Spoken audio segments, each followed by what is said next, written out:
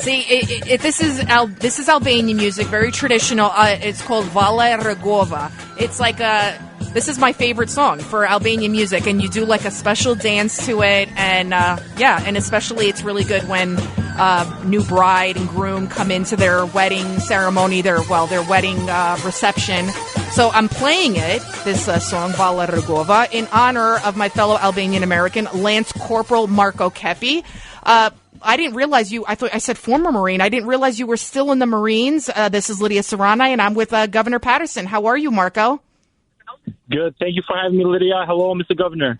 How are you, Marko? And we understand you're a candidate for city council in Staten Island, but today we just want to get your reflections on Memorial Day and the service to others that so many of you that go in the military give. Yes, sir. Well, first of all, I'm grateful to be in this great country called America.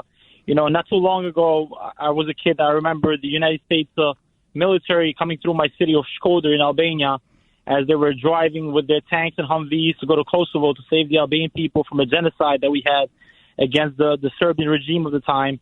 So it was a dream for me to become a United States Marine. So when my family and I arrived to America, I said, what better way to give back to this great country than serve this country in the military? And I'm honored to hold the title United States Marine.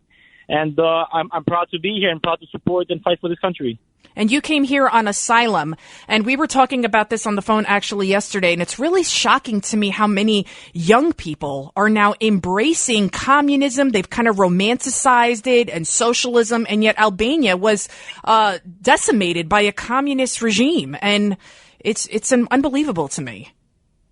Yeah, correct. So my family and I, we came here on the political asylum. You know, my mother's side, before World War II, we had a democratic government in Albania. We had a monarchy. And everything was well. Right after World War II, you know, we had a new type of government that was called communism. And people weren't really aware what that government was capable of doing.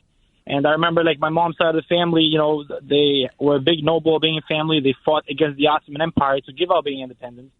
So when I would speak to my grandfather, I said, Grandpa, how is it possible that, you know, this government called communism came in and no one was able to stop them? And I said to him, you know, especially your family that fought against the Ottoman Empire. And what my grandfather told me that I feel like I'm seeing that today was that he said, well, when they first came in, they didn't come in as communists, they said. They came as democratic socialists, kind of what AOC is trying to sell us today. The moment he said they got in power, they were democratic socialists. And little by little, as they gained power, the first thing he said that they did was convince the people that, you know, the government is not run by your own kind, your own people, so you no longer need guns. The moment they took away the guns, he said, they became full-blown communists. They arrested priests. They arrested clergies. They put everyone that was in opposition or could be influential against them in jail. And he said that was over. He said, you know, they arrested people. They killed people. So what I see today with AUC and all the cronies that we have in the far left of the Democratic Party is they're selling this democratic socialism, and it's becoming trendy to the youth. And it's shocking to see that, you know, our youth here in America, you know, they go to college and they're supposed to be educated. And all they have to do is look at not too long ago in Venezuela, that none of these socialist or communist governments work. So I don't know why they're convinced that it might work here in America. Marko, Yes. Marko, do you believe that President Putin and the leaders of Russia would reinstate the United Socialist Republic, the United Soviet Socialist Republic, and reinstate communism if they could in Russia and the adjoining countries? 100%, of course. Yeah, and you were telling me, too, what people don't realize is this kind of, the far left, they're atheists. Almost. AOC, they kind of worship that. You never hear her talking about God or Christianity or anything like that. And you wonder if that's kind of also a tool for them to kind of control the people. And you were saying, too, people don't realize in Albania, the communist regime, they were against all religions. They had imprisoned even priests. I know one of my favorite priests. And you were telling me your family helped free some priests from a seminary. Right. So in 1989, my father, you know, I come from a Catholic Albanian family. And my father, in 1989, a few of his friends, they rescued priests out of jails, and they held the first Catholic Mass after 50 years because Albania, by the communists, was declared an atheist country.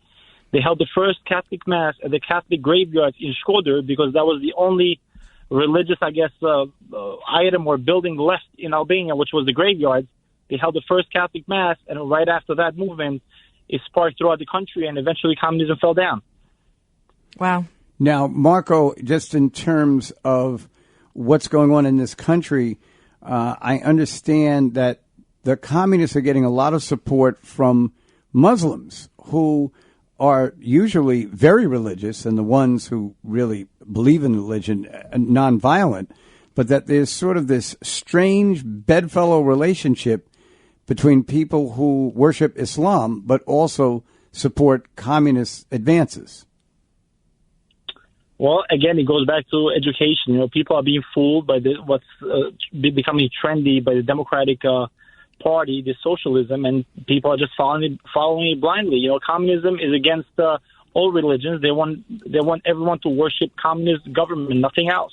Look what's happening in North Korea. I was watching a documentary when there was people that had eyesight problems, and the moment they would give them a surgery, the first image they would show them was the picture of the dictator, making the people believe that that's who cured them. I mean, this is what communism is all about. It's about brainwashing an entire society and making them believe that they're the only government or the only high power being that we have in this world. And it's wrong because, you know, we've seen what happened in Russia, in Albania, throughout Eastern Europe, and it's a shame to see that type of movement start and grow here in America.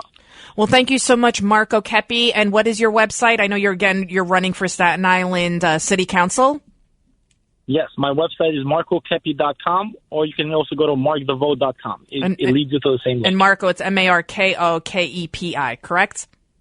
Yes, ma'am. All right. Well, thank you so much, Marko, and good luck.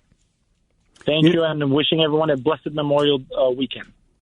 This is The Rundown with Linnea Serrani on 77 WABC. You're not a phony, and you know why I like it? Because you talk from the heart. Wearing 6-inch heels and always keeping it real.